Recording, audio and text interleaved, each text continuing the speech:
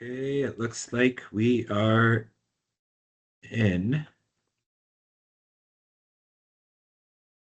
There we go. Perfect. Excellent. Okay, so we'll get started right away. So good afternoon, everyone, and thank you for joining us. It's my pleasure to introduce our speaker, Dr. Gazzola. Dr. Gazzola brings a unique perspective to medicine, having spent 10 years in emergency medicine before retraining as a radiologist with subspecialty expertise in muscular skeletal imaging. Currently serves as the director of diagnostic imaging at the Schroeder Ambulatory Center in Richmond Hill and has held leadership roles, including the chief of diagnostic imaging at Scarborough Health Center, while continuing to practice across multiple hospital systems. Well, beyond medicine, he's a husband, father of three, an avid traveler, a pickleball enthusiast, and giving, which I guess in turn gives him a well-rounded perspective, both inside and outside the hospital. With that being said, let's dive right in. Dr. Gazzola is going to be sharing a screen. As usual, if you've been on our calls before, if you have questions, please feel free to enter your questions in the chat. So you click chat at the top of your screen, and we will either try to address them during the presentation. If not, there's typically a Q&A section at the end. But with that, Dr. Gazzola, please go ahead. I'm hoping everybody can see my screen and can hear me okay. Yep. Can we get confirmation of that? Yep, perfect. Okay, awesome. I do want to say hello. I see actually a colleague in the chat box, Darcy, who we went to residency together. So hi, Darcy. It's kind of a loaded talk, talking about AI and what does it mean for the future of radiology. So my goal here is to explain a bit about what is radiology and what a radiologist does, how radiology fits into the current medical system, and then where radiology may be going. And clearly the elephant in the room is what is AI going to do to the future of radiology? And so with that, I want to bring up this individual, a Nobel laureate and also a winner of the Alan M. Turing Award, which is essentially the Nobel Prize equivalent for computer engineering. And this is the godfather of artificial intelligence, who is none other than Geoffrey Hinton. And I'm going to say what he had a quote that went back to November 2016. And he said, people should stop training radiologists now.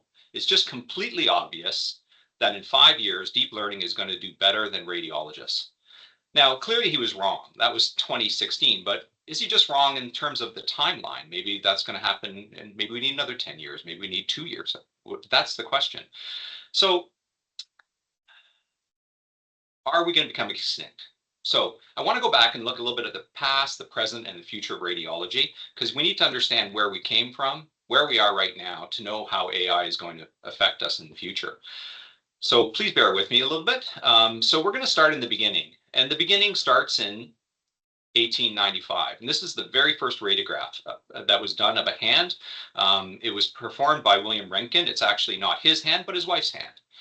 And then we fast forward about 130 years where we can actually now get, this is an imaging of the heart, and it's acquired in a single heartbeat, and we can get sub-millimeter resolution. So pretty amazing what has been able to be transpired over the last 130 years. So I just sort of want to take some time to go through the patient journey through a radiology department. So first off, a patient would present to their doctor.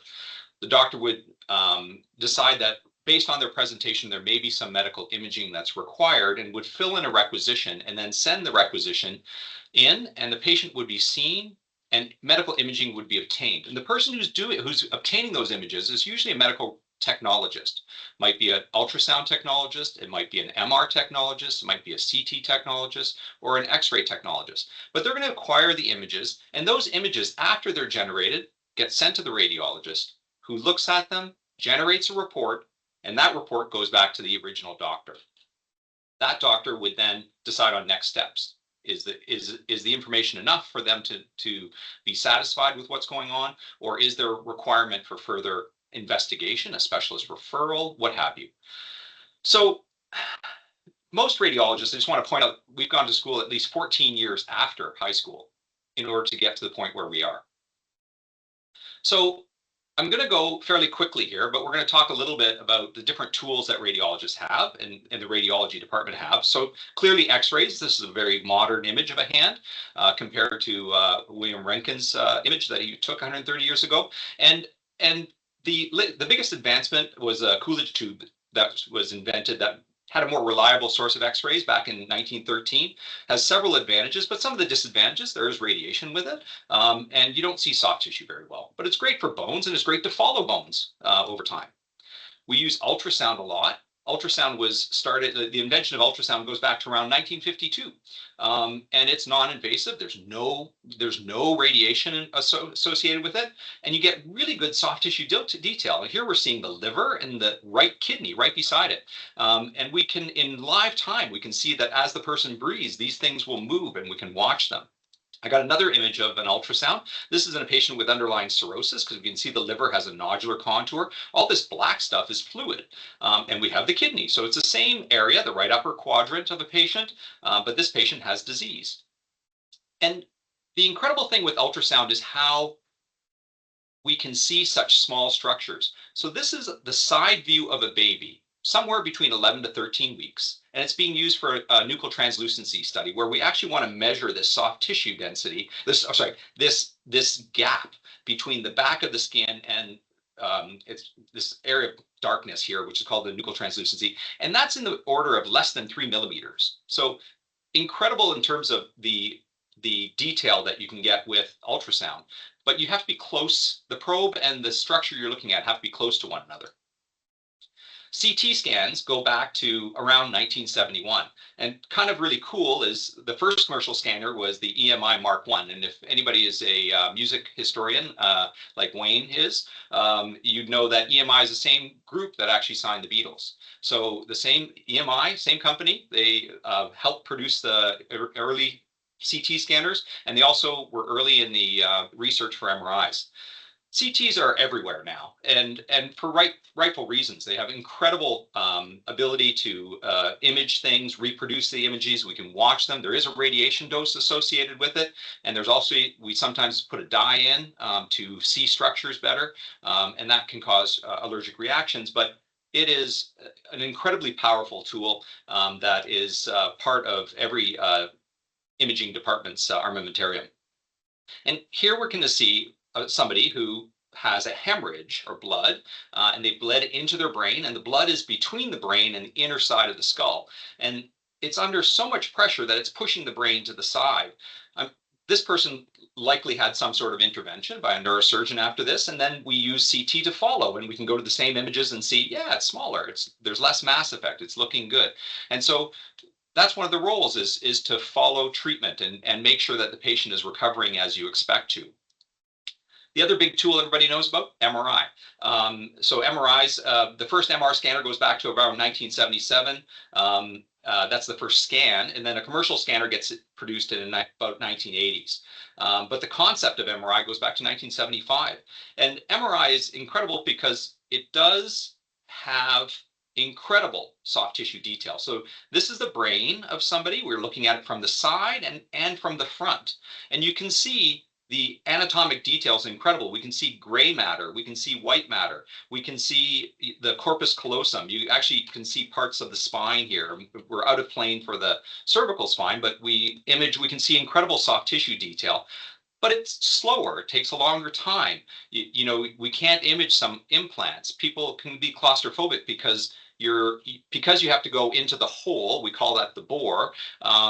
Sometimes that you have to be in there for quite some time. Then people with the incredible noise that's associated with MRI can become claustrophobic, so they may not tolerate it, and they start to move, and the images get degraded. So there are some disadvantages and some challenges with MRI, but a very powerful tool. I'll give you another example of what you can do and what you can see. This is a very simple image of the side of a knee, and you can see the ACL, where people talk about ACL ruptures. We have the PCL, we have the patellar tendon, the patella, the quadriceps tendon insertion.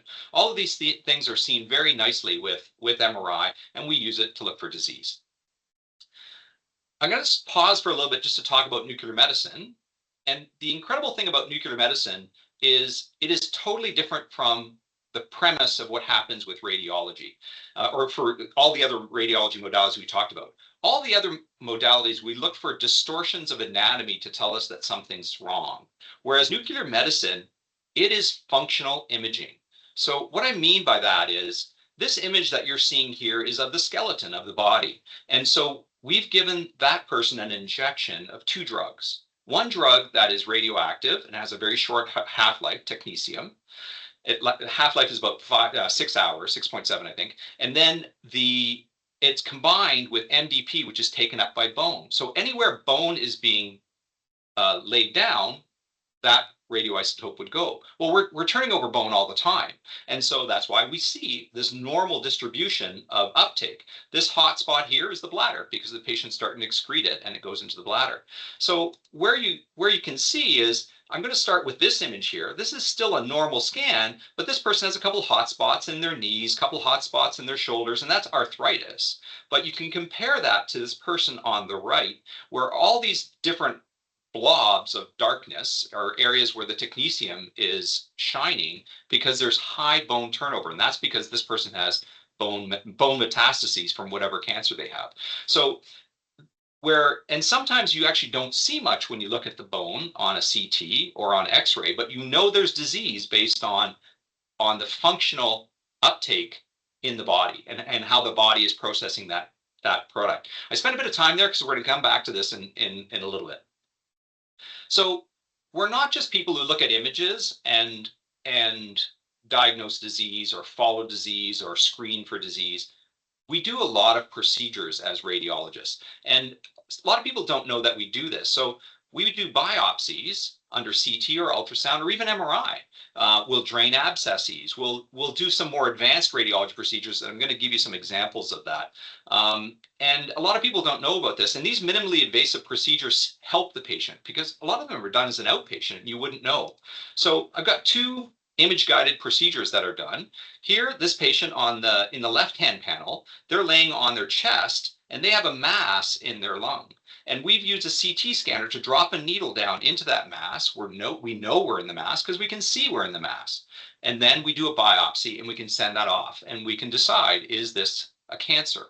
And sometimes you know it's a cancer, but they need tissue because that tissue is what's going to decide how they're going to manage the patient. And so this type of procedure is done as an outpatient. People come in the morning, they get the procedure, they go to a recovery area, they're watched for 3 or 4 hours. As long as everything's fine, they go home. Same thing in this ultrasound panel. It's hard to know, like I can tell you that this is a liver, and this dark area here is a mass in the liver, and we can place under real time a needle directly into that mass and do a biopsy of the mass to get tissue. So we'll biopsy breast, we'll biopsy lung, liver, kidney, we'll do lymph nodes, thyroids. We can even biopsy bone if we need to. We can drain abscesses under image guiding, and this is great for the patient because if you don't have to have surgery to drain an abscess, then you recover faster, both because you don't have all the soft tissue damage from surgery that happens by having the body cut open, but also having an abscess drain means you recover faster. So this is the pelvis, and maybe this person has a diverticular abscess, and there's an abscess here on the left-sided pelvis. So I'm going to be saying lefts and right, and maybe it doesn't make sense to you, but that's because we always look at the patient as if we're at their feet or looking at them directly. So if we're from the feet, this is the patient's left side. And here, a needle has been placed into that abscess, followed by a wire. Once the wire is in there, we can dilate the tract and we can place this drain. And you can see we do a post drainage check because we just drain it right there and we leave this catheter in, but the abscess is significantly smaller. Then there's some really exciting treatments, and I'm going to just focus on a couple. There's RFA, radiofrequency ablation, and cryotherapy. One uses heat that's generated by radio frequency waves. The other uses cold or ice. And essentially, with ultrasound, we place a needle into a mass. So this is a renal mass. And once that needle has been placed there, we can generate heat or cold and kill the cells. So if somebody has the right kind of renal cancer, as an outpatient, within a short amount of time, you can actually treat their kidney cancer and they don't have to be cut open and they can go home the same day. It has to be followed and made sure that it doesn't come back, just like all other cancers. So it has to meet the right criteria. So I'm just going to show there's other cancers we can do. There's TACE, TAE, and TARE. These are all essentially just variants of the same process where we put a catheter. We can put a catheter in the groin, put a microcatheter up to the tumor, and then we can put in either chemotherapy with some embolization coils. We can just embolize the tumor, so we cut off its blood supply, or we can actually put a radiopharmaceutical in, which is radiation, directly into the cancer and treat the cancer from the inside. And lastly, another one that I want to sort of highlight is things like vertebroplasty or kyphoplasty or vertebral body augmentation. And essentially, this is done for people who have vertebral body fractures. You can see this vertebral body is sort of wedge shaped. And this is a very common type of fracture, whether it's because of cancer or even some people who have osteoporosis can get insufficiency fractures. And so this can be very painful for people. And what can happen is people can, an interventional radiologist can put a needle into this and put in essentially bone cement to support the bone so it doesn't collapse further. And that can be pain relieving. For some people, they'll do something called a kyphoplasty, where before they put the cement in, they'll put a balloon to try to restore the height of the vertebral body as much as they can, and then put the cement in. So lots of exciting things that are possible in radiology, but and so we've spent that time sort of going into what is the state of radiology? And I want to now sort of try to focus into the future of radiology. And there's a few things I want to sort of point out. Utilization in radiology has been going up incredibly, almost 5 to 6% every year, year over year. We have increased volumes, and that's not necessarily because of more scanners. It's just increased utilization. MRI volumes in Canada have also increased a little bit more than CT in the last 15 years that I've listed there. But some of that you can say, well, that's because we've had more scanners. But we're like from the ground. I think you talk to most radiologists, you'll realize that in fact there is increased utilization amongst in MRI. And in most Canadian hospitals, at least the ones I'm aware of in the GTA, 50% of our CT scanner patients that are done are just inpatients and emerged patients being imaged. So and that number has increased where I've been around for a long time. I've got gray hair, and I've seen how much imaging has impacted clinical care, that more and more imaging is required. And really, I'm going to give you an example. 25 years ago, is that fair? Maybe 30 years ago, I don't know, a long time ago, it was acceptable to have a negative appendicitis surgical rate, meaning as a surgeon, you were expected to have at least 5 to 10% of the appendix you went in for would be normal, meaning you operated when you did not need to operate. Okay, now that's unacceptable, because if you think somebody has appendicitis, you will image them first because you want to know they have appendicitis. You don't want to subject somebody to the risk of surgery unless you know they need surgery, even if it's laparoscopic, right? So that's a sort of an example of how medicine has changed because of imaging, where we do more and more things. So there are some challenges that we're facing in radiology. I'm gonna be the first to admit that there are errors that happen, whether it's an interpretation error, not seeing something, being distracted by, you see something on the film, but that takes you away from seeing another finding that's right beside it. There's also, we have problems with time constraint, because I already told you that 50% of the studies that we're doing on the CT scanners are on inpatients and emerge, and they want their results. Right? They're saying these are time-sensitive results. I don't want you taking your time, and I can't wait 4 hours for you to interpret all these studies. I need the studies now because I need to manage these patients. Also, workloads are increasing, and that increase is hard to keep up with just hiring more radiologists. And then complexity is increasing. We're having more patients are living longer. They have more medical histories that are then assigned to them, right? So as they're getting older, they've had histories of cancer. They may have history of multiple cancers. We have patients who have organ transplants with cancer. So all of these things and surgical treatments and medical treatments all have things that we need to be watching out for when we're doing imaging, and things to consider in the when you're trying to put your impression of what's going on. And patient complexity and medical complexity is one of the challenges that we face in radiology. So where does AI fit in? And we're gonna walk through. We've talked that the patient journey through the DI department, and this is where AI can fit in. And sorry, I'd gone to a white screen just to make it a little bit easier. But so scheduling and protocoling, requisitions get sent by doctors. AI can pull in all those requisitions, can look at them. It can even protocol them, saying, this is probably going to be a liver protocol. But it can look at the words and decide, wow, this is more urgent. We have to put this to the top of the list. From, even though it was received at 3 o'clock on a Friday, we're going to send this to the top of the list for scheduling, because this seems concerning because of these words. And also, it can also say, you can also say, oh, you know what, we're going to put all of our MRI knees into a block for the next 2 hours, because then what you may not know about MR is the coils.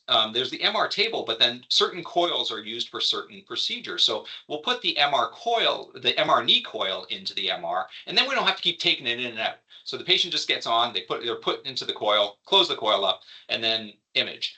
Get the patient off, and then the coil is always in place, and you're trying to just save time. So scanning, the AI can be used to make sure that the correct imaging procedure is selected. It can also look and make sure that the radiation exposure is minimized by using optimal settings for that patient. They can look at the weight, patient's weight, patient size, and with scout imaging can look and make sure that the correct parameters are being set. In real time, while the images are being acquired, AI can actually improve image quality and decrease time. Especially in MRI, there's several neural networks that are being used that will help acquire that image in a faster period of time with better quality. So, and these are strange words to be together. If you would have asked me 10 years ago, there are things that never go together. How fast you can go and your resolution, they're always opposites. And the same thing was true for CT. You want to see that things really, really well, that they're really, really small. Well, that's going to have a high dose of radiation. And these things are being thrown on their head now. Work list prioritization. So you imagine you're working in a department and there are 2 scanners working.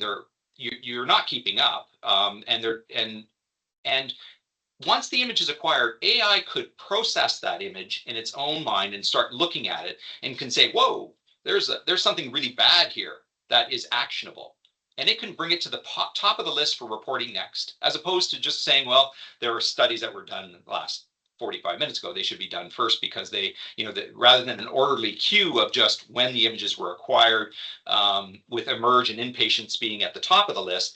So they're not all emerge and not all inpatient requests are in the same category, and some are much more actionable and need to be brought forward. But right now, I would say years ago we would rely on the tech on seeing things to call us to say, hey, you should do the study next because there's something bad on it. But AI could do that for us.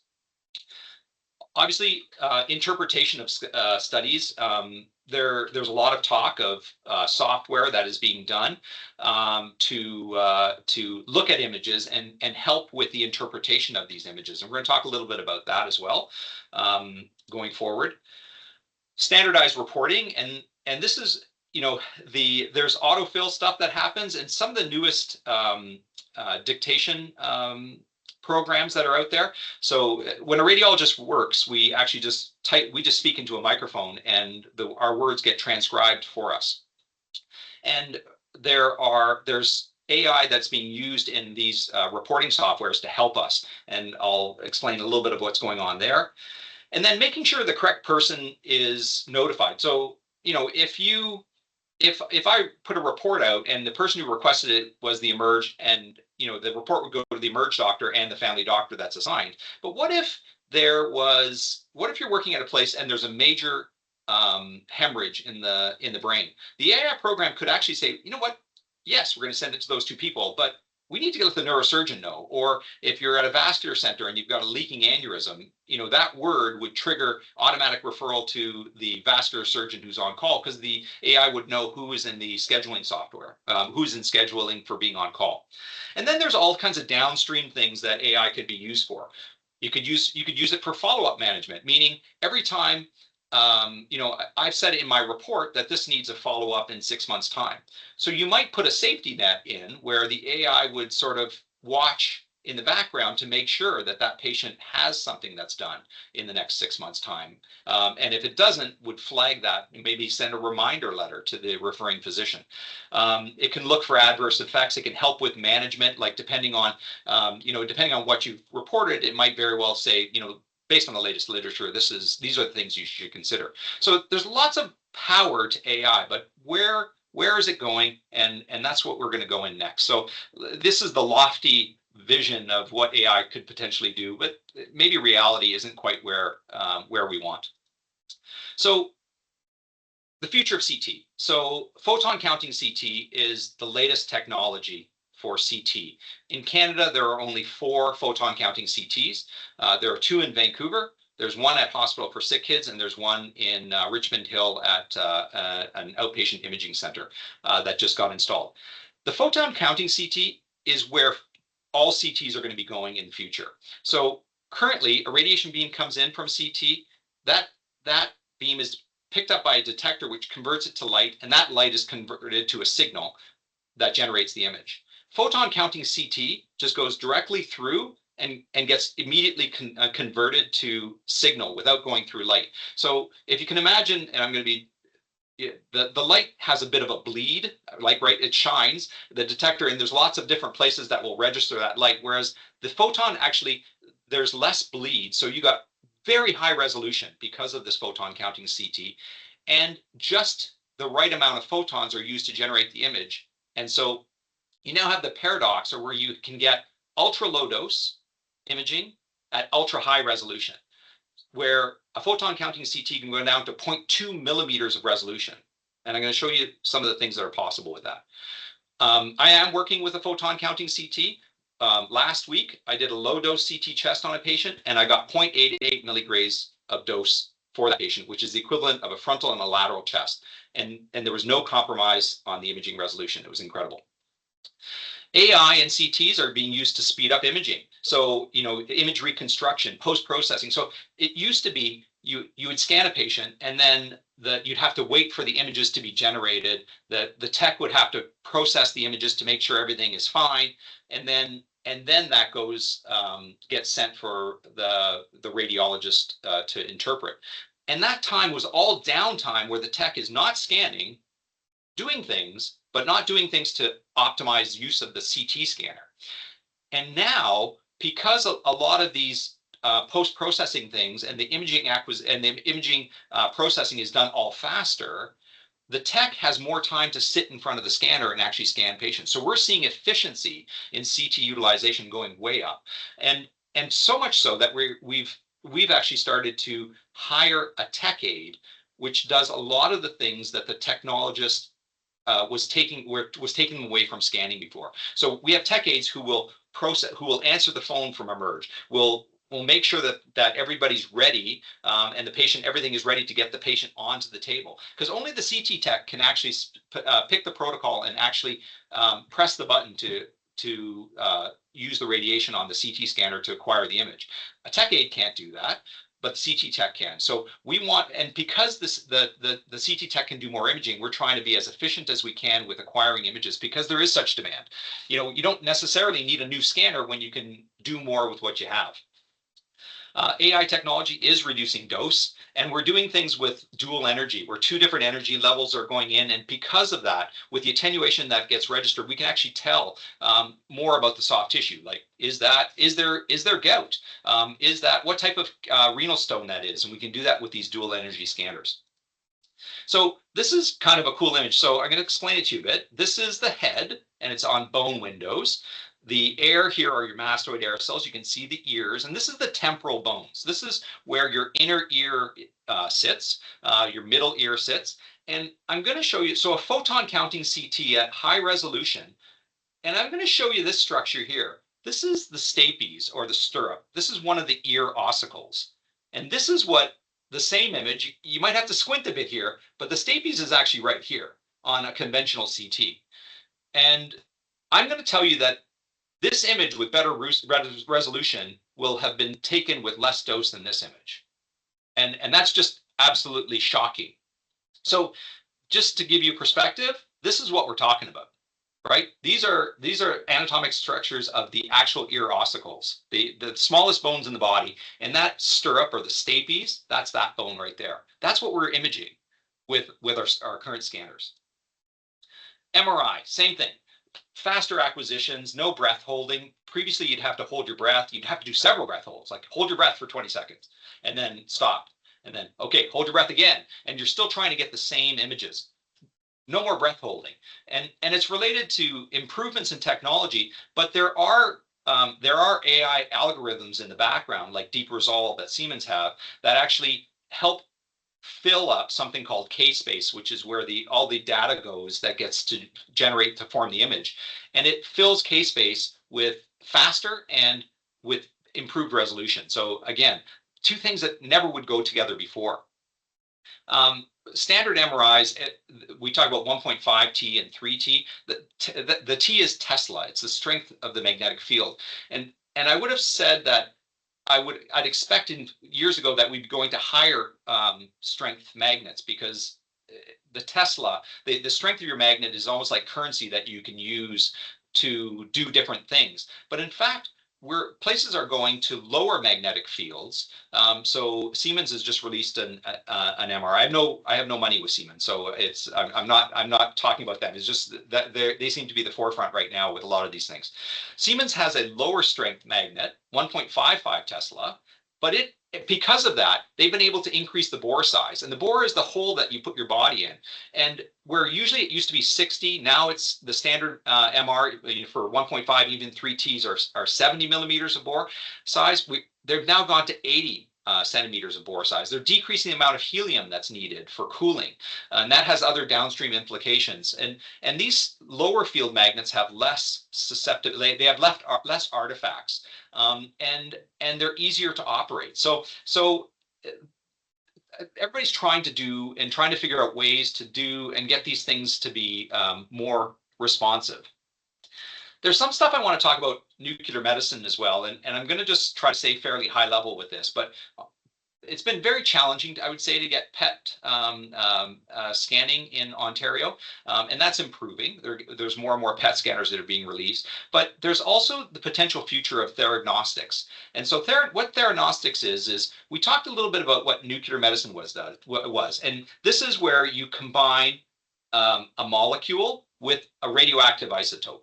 Okay, so the molecule will bind to a target on the body, and we use the radioisotope to either see where it's bound to, or we can now use it also to treat cancers, right? And the difference is really the half-life, right? And how much gamma rays get emitted or beta rays get emitted from the thing. So you can imagine probably the best example where we do this, the thyroid. For patients with Graves' disease. So Graves' disease is a disease of the thyroid, where the thyroid gets enlarged and it's hyperactive, and people are hyperthyroid. So we can give radioactive iodine-131. It's radioactive, but it gets absorbed by the thyroid, and essentially it then sits in the thyroid. And what happens then? Well, the radiation starts to kill the thyroid, which is what we want to do. So you can actually deal with these diseases without operating. And the same thing is possible for some, now it's third line, but for some prostate cancers, you can have a specific molecule, a PSMA, and tie it with a radioactive isotope and use that to treat some forms of prostate cancer. So this is a really exciting field, and I'm sure there's going to be more and more work on this. So it comes down to, again, what is the future of radiology? Is it us sitting in front of a computer sitting in front of a computer generating a report, or is it somewhere in between where there's actually a human interacting with the computer? And so, I think there are AI tools that are already being used. So where are they being used? We talk about voice transcription. So some of the newer voice transcription models will actually tell you if you're making a mistake. So they know. So I'm going to give you an example. When a radiologist looks at a hand, let's say, if the hand is like this versus like this on the field, we automatically assume it's one or the other. And sometimes you can make a mistake. You could say, there is no right hand fracture. Well, the newest voice transcription transcription program will say, wait a second, why is he saying it was the right when I know it's a left because the study is of a left hand? So it'll flag that you made a mistake, and before you sign off that report. It can also do other things like if you say something that is actionable, there's a 6 millimeter nodule in the right middle lobe.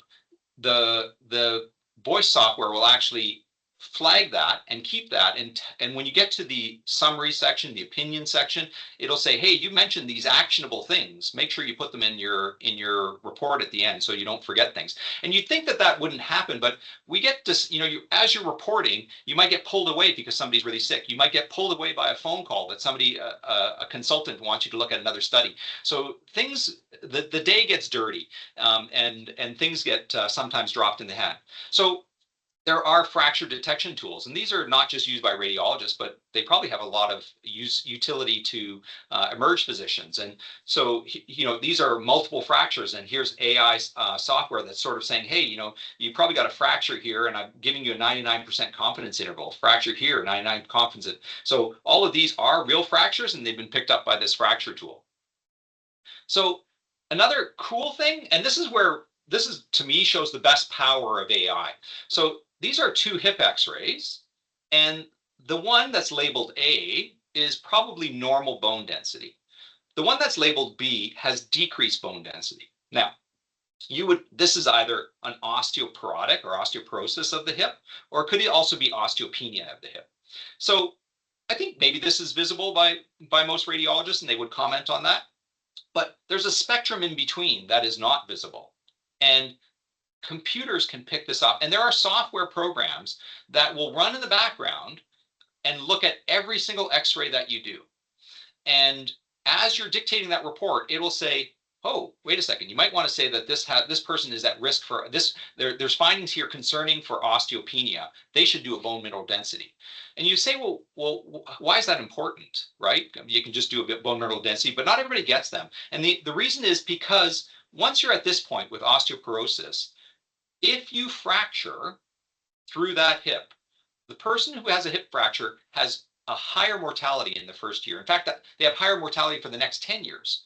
So we don't want them to fracture. We want to pick them up before they get to osteoporosis, hoping to make them change their ways and try to build bone density so they never get to this point and never fracture. So this is preventative health, and this is where AI can do some very impressive things that are kind of occult to the naked eye. So there are some actual tools that are out there to actually process images. There's stroke detection tools. So they look at CT heads and say, hey, there's a chance that this person, these are areas that are of concern you should look at. There are tools for breast imaging that say, hey, these are areas you should look at. There's also tools looking for large vessel occlusion. So people who are having strokes, we always are interested in what's happening to the neck vessels and the vessels that go into the brain. So we're looking for large vessel occlusions. And so especially these large vessel occlusion studies, I've got some information on these ones. And in pre-market testing, they just look amazing, just like everything that you want to buy usually in life. Everything is always shown as being very rosy, but in the real world, they're not as good, and they make mistakes. So I'm going to show you, this is something called a false negative. So a false negative is this study was reported as AI as showing no problem, but in fact there was, so it was wrong. So this image you can see here, this is the ICA, the internal cerebral artery, that's traveling here, and it's not there on this side. But then this is a part of the supraclinoid MCA. I guess this is probably the MCA, one of the vessels higher up, and it's filled. So the computer got confused because it was filled below, and then it was filled again up here, and so it missed the fact that it was not filled in the middle. And what's happening here is it's kind of like when there's a roadblock, cars just find their way around, right? And the blood finds its way around sometimes as well. And so, in fact, it's the program said that there was no large vessel occlusion was suspected, but in fact there was. And it seems like this software was missing things whenever there was a problem near dense bone, because there's more cases where if there's a calcified meningioma which is just a brain tumor that's benign, it can calcify. When the blood vessel is passing close to there, it can also be missed by this software. Here's an example where it actually said there was an occlusion when there wasn't. So you have to just trust me, but you can imagine this vessel is actually just the normal vessel. And this little outpouching was looked at and it said, oh my goodness, the blood is coming in and it stops.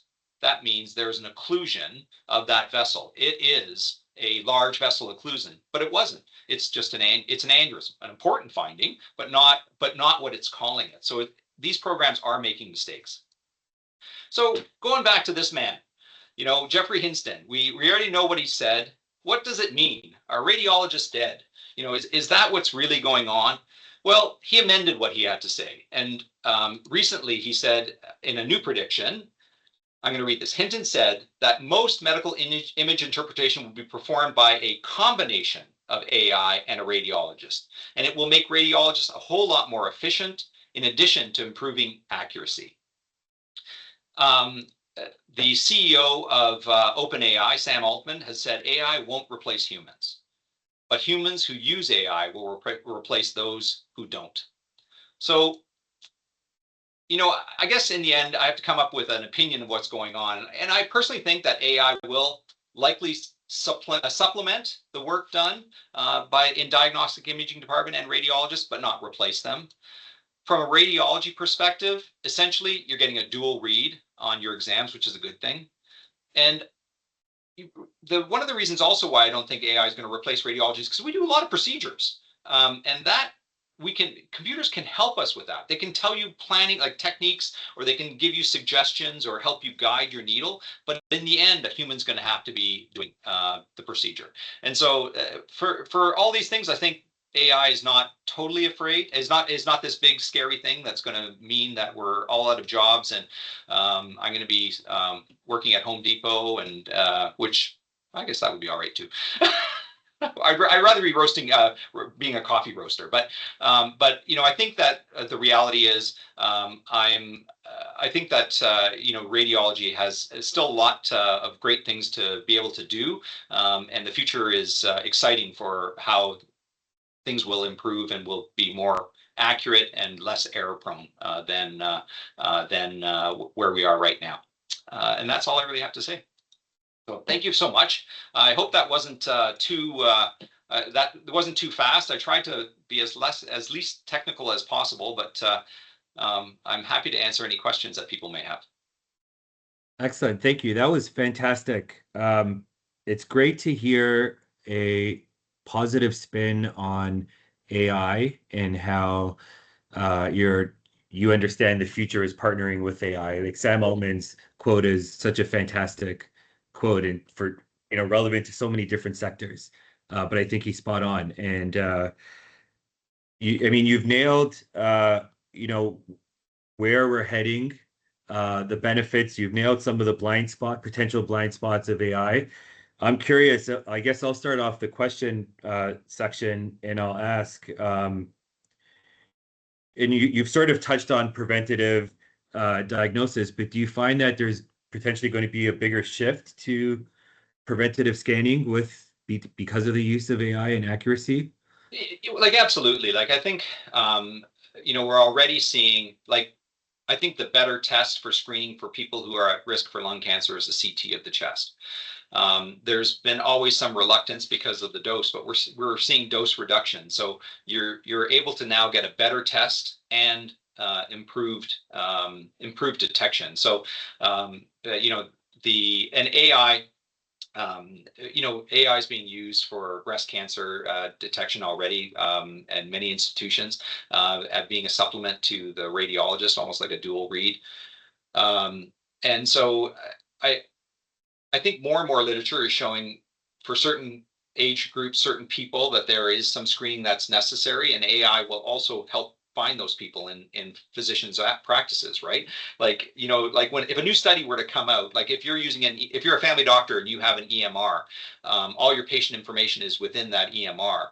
A new study that comes out that says, smokers who are left-handed are at higher risk of this cancer, and we should have this study being done. Well, you could, an AI program could screen your EMR for people who are smokers and left-handed. Like, I'm making stuff up, but my point is that the AI has so many tools to be able to pull up data to pivot and find people who would benefit from exams, that it's way better than anybody. I think there's a lot of potential here. Excellent. We have a question from Wayne. How quickly is AI being adopted in radiology? Yeah, so there's a couple stumbling points with AI. I think first off, it will be adopted sooner in the US. Canada seems to be slower in terms of regulatory approval for things than in places like the US. But it's already here. It's just a matter of a lot of the software does one thing. Like the software that looks for large vessel occlusion does that. It doesn't analyze the brain itself. And then the stroke detection tool doesn't look at the bone. So there's things will evolve with time. But I think, yeah, like more and more AI adoption will be in the next 5 years, I think, in Canada, maybe 2 to 3 years. And, further and further adoption will be happening in the next 2 to 3 years in the US. There's a recent CEO that talked about, how, if he could just do this breast imaging tool, he could get rid of most of his radiologists, and it had an error rate of only 3 in 10,000, which sounds amazing, but in fact 3 in 10,000 is actually a 10% miss rate, because breast cancers are actually fairly rare. So we screen a lot of people to find very few amount of cancers. So and what he's not talking about is all the AI is not calling things normal and only finding cancers. The AI is finding things, and a lot of those things are not cancer. And they have to be worked up, and they're not worked up by the AI software. So it's all of these software things need to be validated, and unfortunately over time they also deviate from the truth. So if you had an AI program that was meant to identify doors in pictures, and you trained it and it was really good on identifying doors in any picture you put into it, and you just keep feeding pictures into it, eventually it'll think it found a door, and will add that to its dictionary of what a door is. And then it can add more and more of these things that are not doors and make more and more mistakes. So there is work that needs to be done to improve AI, and will always need to be, but I think there's going to need to be a human always involved. So the fascinating sorry, can I add one more thing about the whole thing? The other thing is a lot of these softwares, they need somebody else to be working with them, because in the end, who do you sue if there's an error, right? You're going to sue the manufacturer of the software that read the image. They don't.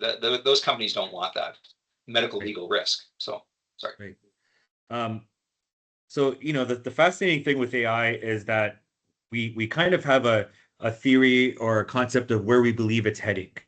And we hope that it has certain capabilities, and companies are working to get us there, but we're not quite there, as you presented as well. So from your perspective, what do you feel would be the ideal partnership between a radiologist and AI? Yeah, so I think like I think I showed that flow chart where all the different places where AI can play a role, and really I Mhm. think all of those are ideal. Like it really is meant I think AI can make our job of making sure the right person gets imaged first, that the right studies get done, that they get done in the lowest possible dose of radiation, that they get reported in a timely fashion so that things aren't sitting in the queue. Because, sometimes you might have a list that's 3 days old with outpatient studies, right? Like, so, you think not all studies that are performed the same day are reported that day, especially for outpatient studies. So they might be 3 days or 4 days. Well, you don't know what's on that list. But if an AI program can screen those things and look for things that are concerning and bring them higher up and bring them to the forefront faster.